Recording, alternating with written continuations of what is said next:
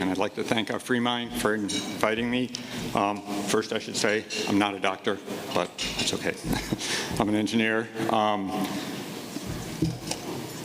So I formed this company about 4 years ago or so with the mission to find a better solution to blood-borne diagnostics and blood culture. And this is specifically really for a sepsis application where there might be 1 or 2 or a handful of microbes per mil of blood.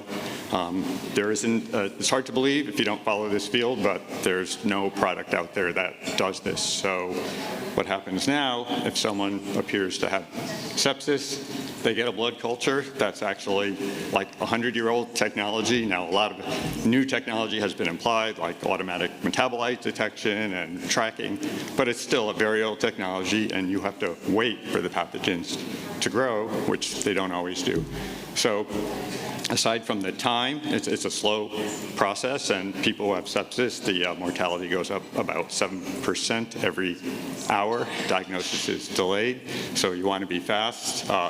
Culture is about 50% false positives due to needle stick contamination, so you end up analyzing a lot of stuff with nothing in it that matters. And a lot of false negatives. Some pathogens just don't grow, or the culture conditions are not optimal for them to grow. And sometimes they just grow too slowly, and it doesn't do the patient any good. Some pathogens can take a week. So we developed a technology that could, in about 10 to 30 minutes, extract all the pathogens. And you know, every hospital lab is full of PCR machines, and some even have sequencers now. So there's no point in reinventing PCR. We just needed a good way to get the pathogens from the blood into PCR. So that's where our machine goes. So this is a universal platform designed specifically to solve this particular problem. There are 40 million blood cultures a year done just in this country. So it's a huge problem to solve. So we made a small device. I'll talk a little bit about how I got here, but it was a gradual process. I've been actually working on solving this problem for 10 years almost. But we think we finally got it down where we can catch all the pathogens of interest and deliver some clean DNA that you can either PCR or sequence, and we're working with partners on that part of the assay. So this is an FDA type of test, so our intention is to get clearance using existing PCR machines. Again, you don't need to reinvent PCR to solve sepsis. You just need to reinvent sample extraction. So that's what we've done. We did get 1 grant so far with the help of FreeMind. It's a SBIR phase 1 grant from the NSF. So we're almost done executing it. We're demonstrating that we can capture 9 different common sepsis pathogens out of about the 20 we need to, but we're trying to do the 9 most challenging ones as a proof of concept. And so how did I get here in this blood extraction business? As I said, I'm a mechanical engineer, but I started out designing sequencing machines for 454. That's a relic now that you can't get anymore, but that kind of started the sequencing revolution, and they were quickly crushed by Illumina, and then I went to Ion Torrent. Some of these companies had various amounts of non-dilutive funding, but they were mostly well-financed, and that company exited to Life and then Thermo Fisher. Those are all sequencers and sample prep devices. So after that, I founded Tangent Biosciences, and our goal, we first worked on TB because we had a platform that was about 60 times more sensitive than Cepheid. We tried to get non-dilutive funding for that. We couldn't get anyone interested, so we had a really good extraction method though, so we pivoted to blood infections, specifically Candida infections, and you can see that device there on the bottom is it's a manual blood extraction device, and that's how we got the pathogens out of blood for that platform. And it was manual. It only took about 4.5 minutes. But it only worked on what I consider large pathogens. Candida, they're about 3 microns in diameter. That's actually quite easy to do. Or it took me 2 years to figure it out, but in the end, it was easy. It was an easy process to run. But after that company ended up getting new management and making a COVID assay, and they did not succeed.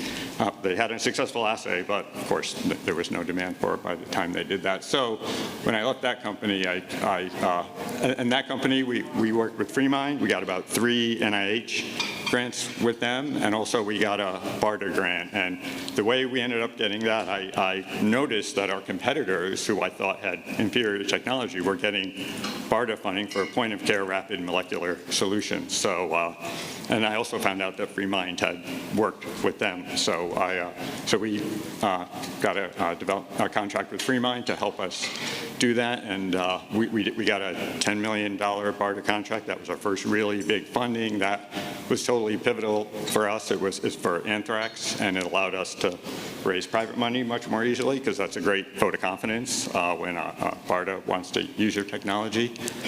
And that led to again, private funding on top of that. So when I started my new company, as a founder and an entrepreneur, you only have so much time in the day. Do you want to spend the time writing grants yourself and not having help? I mean, I'm a technology developer, so that was something it was totally worth getting help with, because you just can't do everything, right? There's a million things to do as a founder, and you have to decide what you need to spend your time on. So, I found it to be cost-effective and efficient to get help in that area. Yeah, this is probably should have flipped the slide earlier. Anyway, this is the tangent device, a little more of a close-up of it, and we had a fungal assay and the anthrax assay. Both of them worked down to a sensitivity. The anthrax assay was 10 CFU per milliliter blood sensitivity. The state-of-the-art was like 1,000, so that was a huge win for them, and to get that sensitivity. And the fungal sepsis was 1 to 2, which was similar to the one product, T2, that can do that. I'll spend some time with the lessons learned, because I know a lot of people here are on the looking for funding side of things. Obviously, you have to understand your funder's goal. For us, like for BARDA, they have a BAA. They usually update it every year or two, and they say exactly what they're looking for. So read it, and if you have something that fits, they'll probably talk to you, and you take it from there. Their process keeps changing, so you got to keep track of that process. Know who your reviewers are, as obviously you get reviewed by people who are experts in the field that you're working, which means they might be your competitors. So make sure your direct competitors are not your reviewers. It's probably not going to help you. You're just going to tell them what you're doing, and there could be implicit bias, because if they're in the business doing what you're doing, they probably think they're doing it the best way, right? So it's easy to go through the list. The lists are published. If you don't want someone on there, you just take them off. There's no problem doing that. Again, there's lots of ways to get funded. All the agencies are a little different, and all the processes are a little different.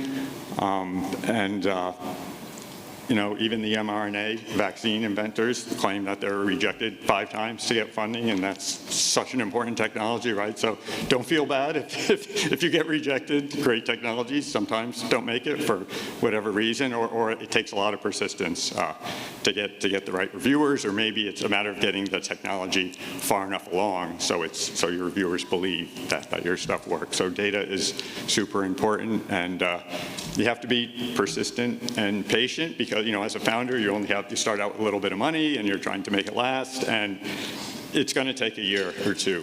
10 or 15% of people get funded on the first try, and that funding window, by the time you apply and then find out and get a chance to reapply, that's about 6 months with almost any agency.